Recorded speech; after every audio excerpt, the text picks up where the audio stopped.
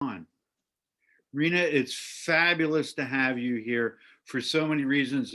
And you guys in class who are watching at home or in your dorm or in your jammies or whatever, as I like to say, I love to have students from Com 170 come back. But Rena and I had class together the last semester of Joe Paterno Communications in the Media. So we go back that far. Maybe we'll talk about that.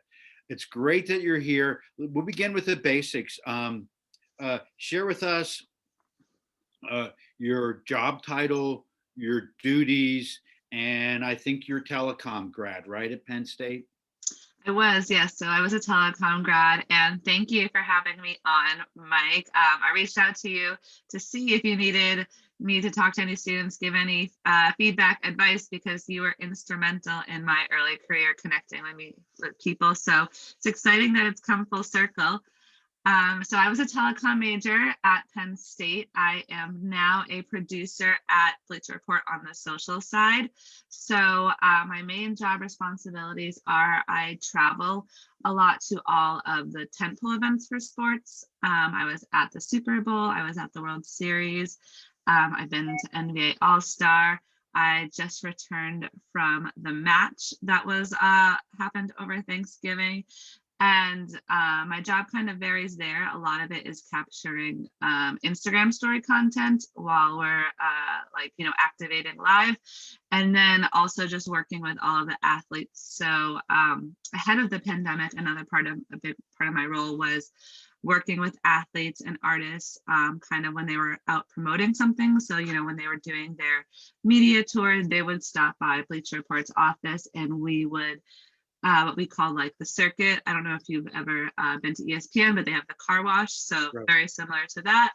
And just kind of creating original, fun content that helps promote their brand, but also, gives our audience an insight into their favorite athletes and artists. Bleacher Report's big mission is that we are the intersection of sports and culture. So that's kind of fun in the sense of I don't always just get to do sports. I also get to kind of work with artists and, merge those two lanes together.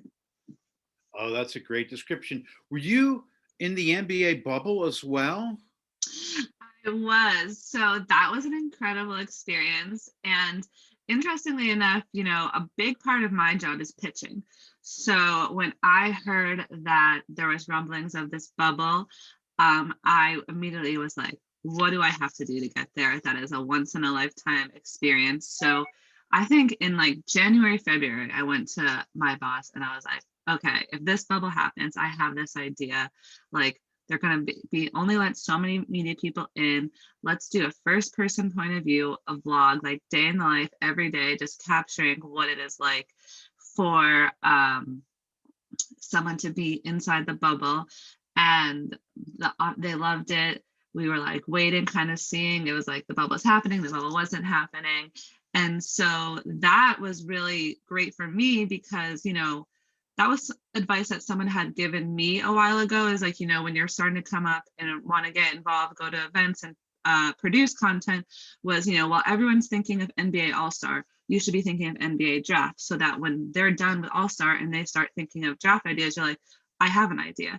So that's kind of where I was with the bubble. I was like, everybody is waiting kind of to see what's going to happen and I'm ready. So I was in the bubble for about a month working with Taylor Rooks, who was the talent. So we literally only brought down iPhones, an iPhone mic, and she had like a ring light on her phone. And we shot the whole thing on our iPhones.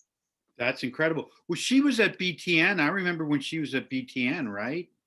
Yes, she was. I mean, she also has come up through the Big Ten world. She started at BTN. She went to Illinois.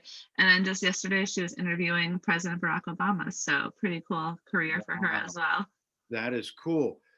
So World Series, was that bubble like? What did did you do That the was the previous World Series. previous one? So Yeah, so I've only done one bubble. your year had World Series and Super Bowl.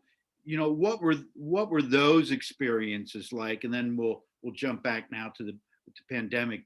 But share what you did with those two and juxtaposition those experiences at the World Series and the Super Bowl.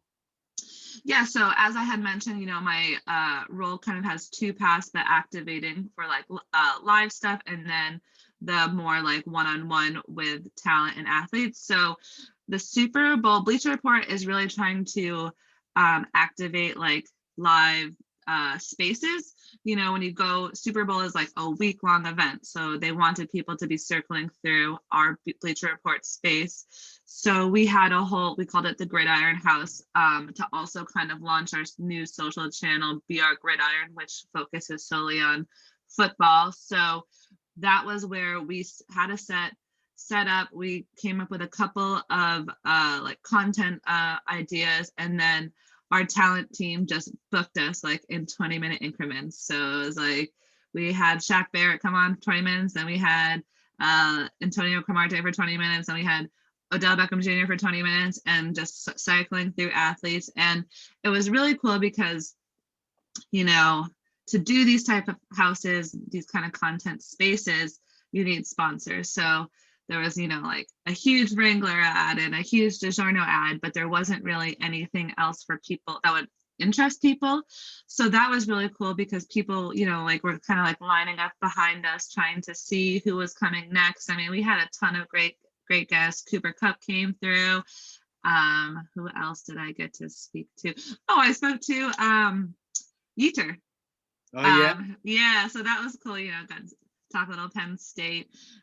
So that was definitely more just content driven. All of that stuff, like when we had Odell come through, that was obviously insane. So we put some of that stuff on social, but most of that just went straight to YouTube. I mean, part of this game in sports is all about building relationships. So, sometimes you're working with agents to get the Odells of the world, but they have a bunch of other clients. So this was like a great way for Bleacher Report, who is new to the kind of football world, trying to build our presence there, to get in some lower lift, unknown guys. But like, we'd love to do content with someone like a Yeter who hasn't really established himself in the NFL, but then like also who are your like more top tier A-list guys. So that was a great way for us to kind of get everyone in, and all of the content lived on YouTube. And then, you can go back with a bigger ask, if you have a bigger feature, a bigger project. Be like, remember, we did content all these years ago. Agents definitely remember who will do content with some of their guys who aren't as well known, and that makes a huge difference. That's a great industry insight. I want to go back to the bubble and make it open ended. What's your craziest bubble story? Okay, so because there was so few people in the bubble, I had my Bleacher Report responsibilities, but I'm in the Turner family. So Turner, it was a TNT. Yeah, sorry. Just take a sidebar with that. Tell us about that, and then come back to the story. The Sure. current relationship. Sure. So Turner is our parent company. Turner is inside the NBA. So anytime you're watching Chuck, Shaq, Kenny, all those guys, that's Turner. So that's our parent company. So they broadcast the game. So if you inside NBA is on TNT, which is Turner. So they also need social content. So because we could only send such few people, while I was there, I was covering for Bleacher and Turner. So it was a Turner game. So I had to be there 2 hours in advance to make sure, like, when the guys come up for warm up, get them warming up, shooting. So I was there. A couple of the Bucks players did come out for just like early shoot around. So I think I saw like Wesley Matthews. I didn't see Giannis, but the Magic, they all came out for their warm-ups.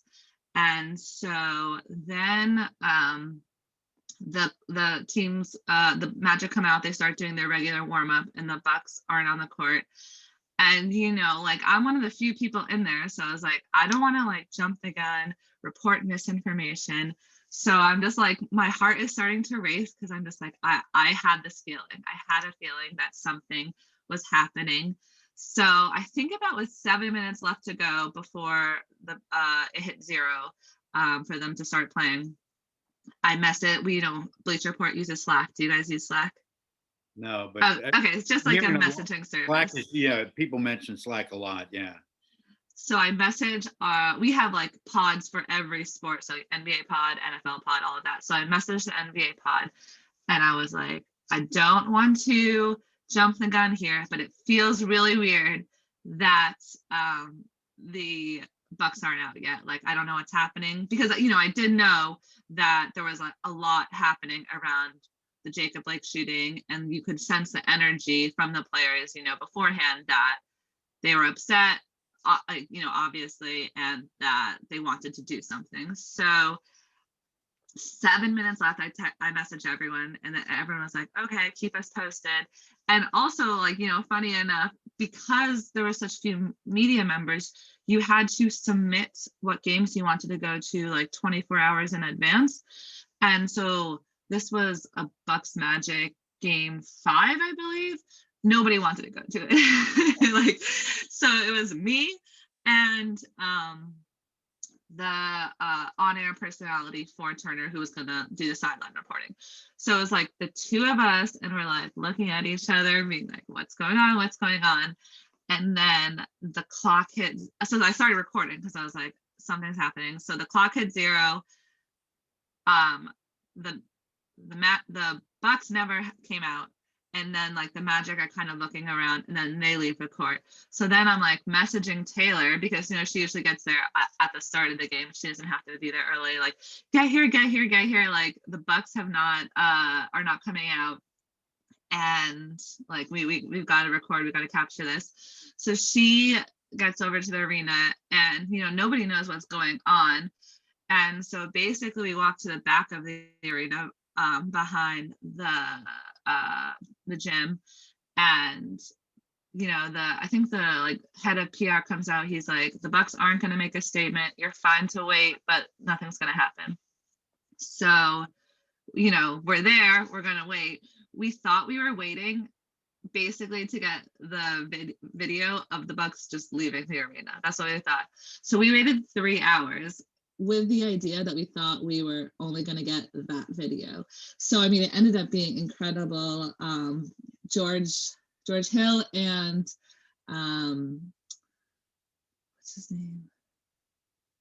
Gosh, his name is slipping me. This is where they came out, right? They came out, and so we were there. Yeah, and when they read their statement, we were able to capture that, and you could hear they were on the phone with, I think, the governor of Wisconsin, talking. They were trying to get change enacted immediately, but it's also all interesting because I'm always behind the scenes. I'm a producer first, but like now I have to switch hats and be a reporter. So Taylor, she's well-seasoned reporter. So we were just talking about, we thought we heard them on the phone through the locker room, and she's like, but we can't report anything now because we don't know for sure. Like, because you're on Twitter too, right? And everyone's like reporting that they think they're on the phone. This is what they think. This is what they think. But that was just like a moment I'll never forget, to be there for history, and then to also just have to like, you never know what you're going to get. So it's always like, I'm so happy that we stuck it out because. Wow, that's a great story that you did. Yeah.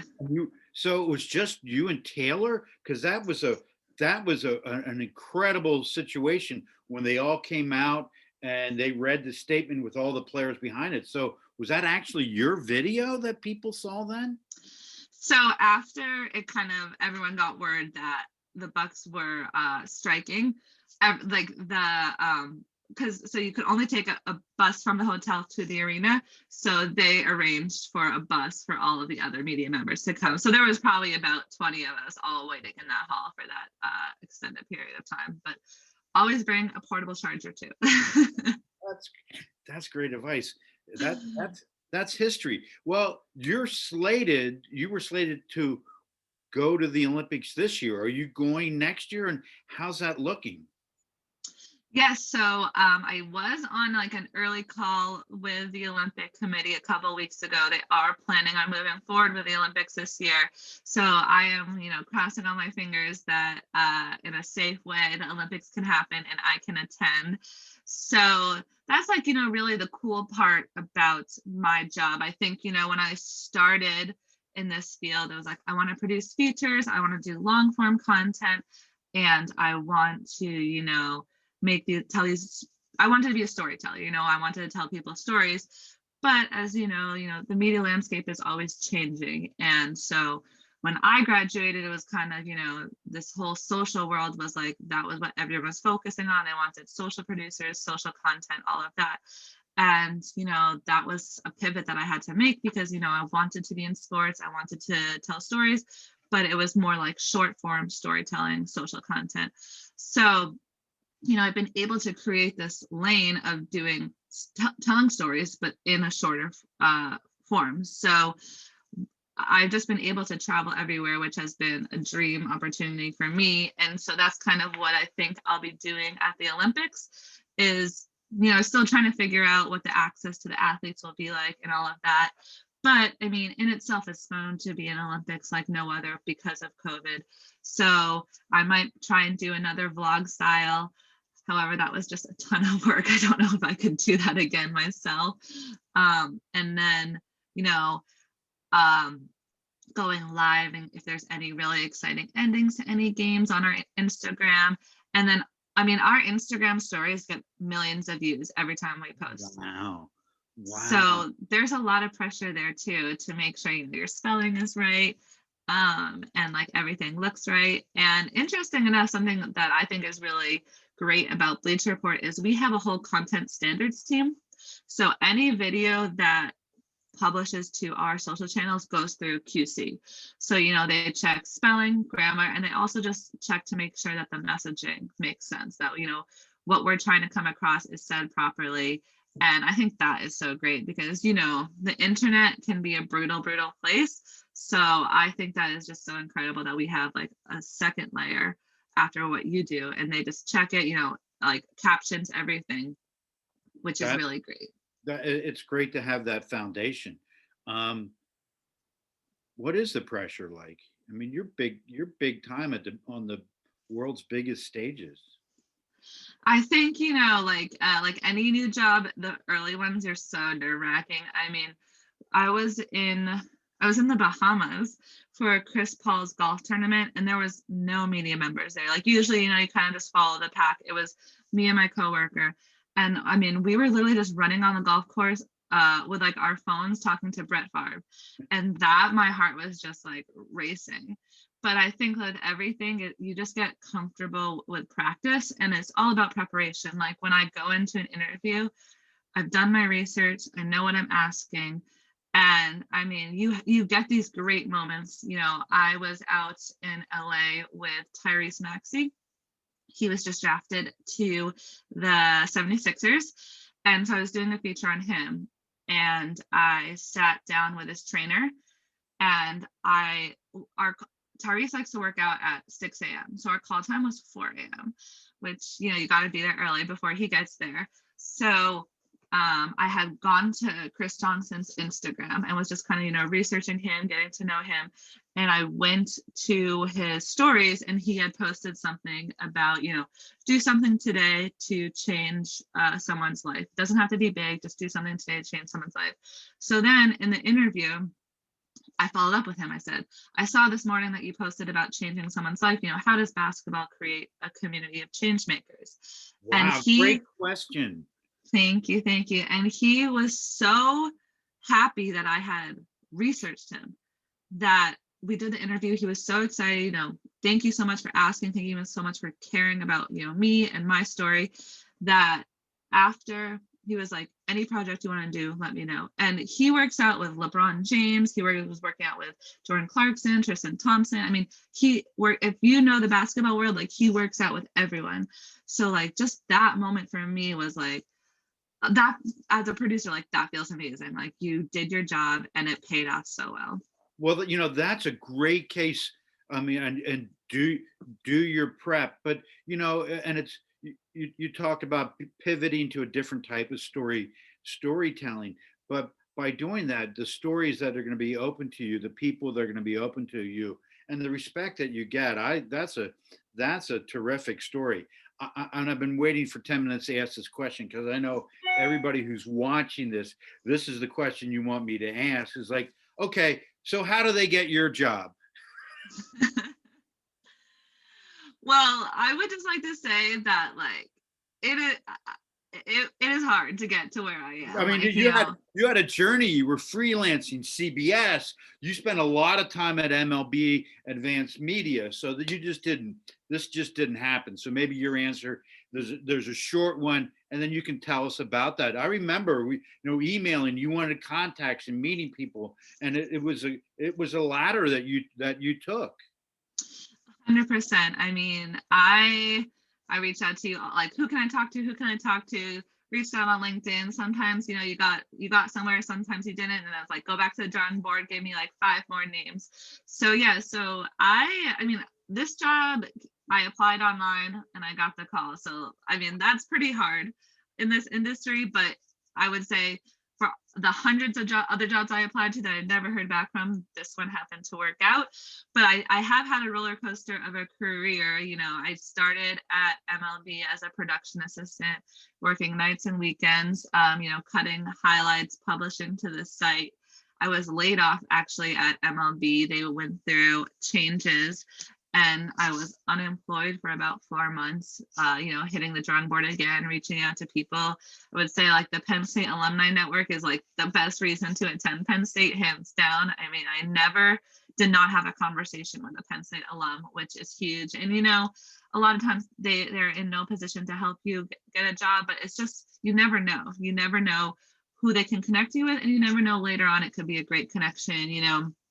The other day, actually, Mike, if you remember Eric from our JOPA class, uh, I still keep in touch with him. He reached out. He wanted to get Taylor Rooks on his podcast that he does with CBS, you know, passing the connections. So it always comes full circle. And I know how exhausting it can be, you know, emailing, applying, reaching out. But I would just say that, like, the way that I have to network now, you know, to try and interview athletes, is the same thing that I was practicing reaching out on LinkedIn. So I think all of that helped me to get to where I am today, because used to rejections, used to talking, and just talking to get to know people, you know, that's a big part of your first early jobs. You know, the PA process is really, you know, competitive.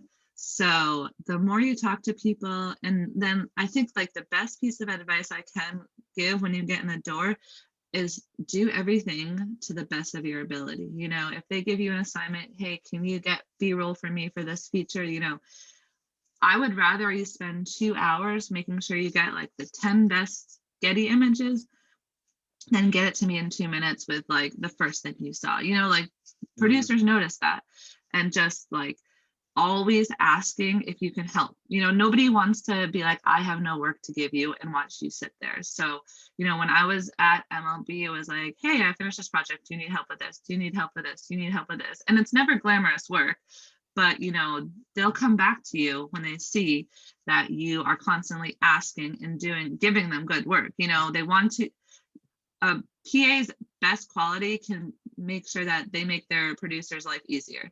So if you're giving them the right B-roll, giving them the right publishing stuff, like everything that, like, basically, not that you're invisible, but that they don't have to come back to you and be like, I need more. That you don't want that. So it's kind of like the advice I have. But I will say, like, I love where I am at, but it took a while to get here. So, you know, don't get down about the rejection. I mean, I was laid off once. I walked dogs for my first job on set. I worked on a television show and I walked my boss's dog 3 times a day. And then I work nights and weekends too. So, you know, it's not all easy in the beginning, but just put your head down and keep working, and hopefully it will all work out. Well, this is meant as a supreme compliment. What you're describing is someone who's a real grinder, and I think that's a trait that the most successful people that I talk to, that they're a grinder. You just don't stop, right? Yeah, when you put me in touch with Blake Burson from CBS, he had me go to the public library, the New York Public Library, and he was doing a feature on Nate Northington, who was the first African American football player in the SEC, and he just wanted old newspaper clippings from that talked about Nate. I'm sure your students don't even know what a microfiche is, but like I had never heard of it either. And I was like, sure, great. I spent like a week straight in the library just searching through old newspaper clippings to try and find him like one piece of B-roll.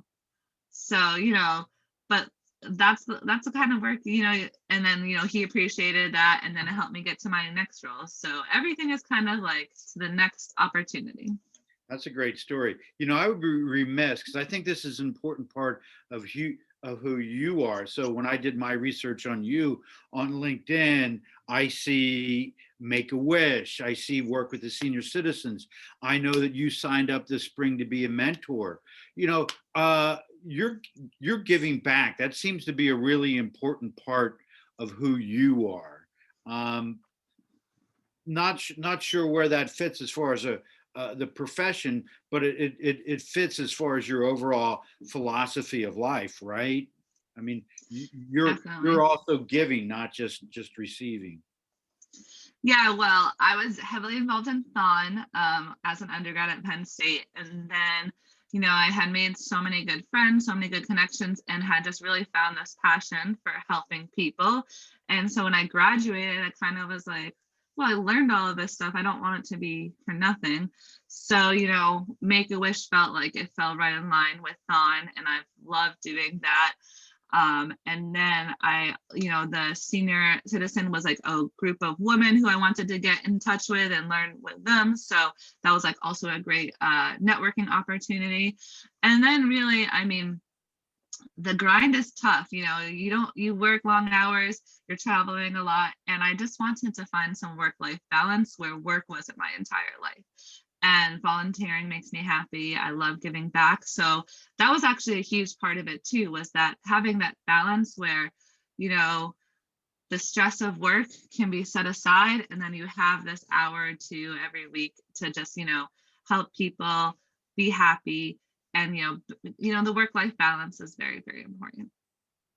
What's going to happen after the pandemic is over? What does the sports industry look like? Are there any major shifts that you can see coming as a result of what happened now? I mean, I think it's very cool when you talk about you and Taylor going down there with your cell phones and a ring. I mean, that's just a whole new era, right?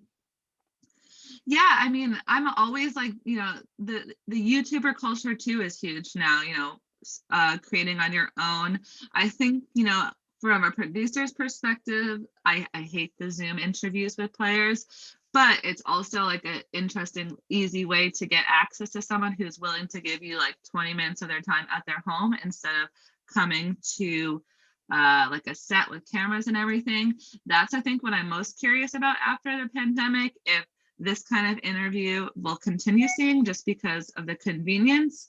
I'm sure you've had interviews with people. I don't know if you guys saw the other day, but on the Pacers, Miles Teller? No, that's the actor. Okay, Miles, whatever. He was like I don't know if you can see how like my like light is kind of like it's off center. He was like kind of like switching. He's like, it's just annoying me, like it needs to be centered. I have a lot of trouble, sitting down with athletes who like have their camera like this, have their like that. As a producer, you want to get the perfect shot. So that's what I'm most interested if this type of Zoom recording will continue. I think House of Highlights, which caters to our audience, is probably like 12 to 20, or like 15 probably to 25. House of Highlights is like 12 to 18. They're all about the YouTube creators, working with those kind of people to partner with them, come up with content. At the match alone, they had 4 influencers who do not golf, and they did a closest to the pin challenge, and the winner got $100,000. So like that whole culture is fascinating to me. And then I shoot on my iPhone. I mean, they all had like their tripods, they're like kind of like DSLR cameras, just like walking around talking to their subscribers. So that is very interesting to me, but that's also kind of the nice thing about Bleach Report is we do have that separate House of Highlights channel that really caters to that younger culture. Bleach Report is huge on what we call UGC, user generated content. So kind of just scouring the internet for like the funniest, like craziest, do it yourself clips that people are doing. But always, reaching out, hey, can we use this clip? Do you mind if we give you credit? So that's like a huge part of Bleacher Report's social strategy. So I'm interested to see kind of how that continues and grows. Well, that's great inside stuff. Wow. Well, I promised this would be a half hour. We probably went over a little bit. But every word, every sentence, this was terrific. Uh, this isn't fair, but on behalf of Penn State, I'm really proud of what you've done and how you've gone about it. And I love your line about the work-life balance. And folks are watching. It's really sincere. Rena has reached out a number of times to help folks. Thanks so much. We'll come back to you. Appreciate it. We'll talk to you soon. And now you have me conscious about my lighting here. Thank you All so right. much, Mike. And anyone want to find me on LinkedIn, have any more questions, happy to answer. Okay, terrific.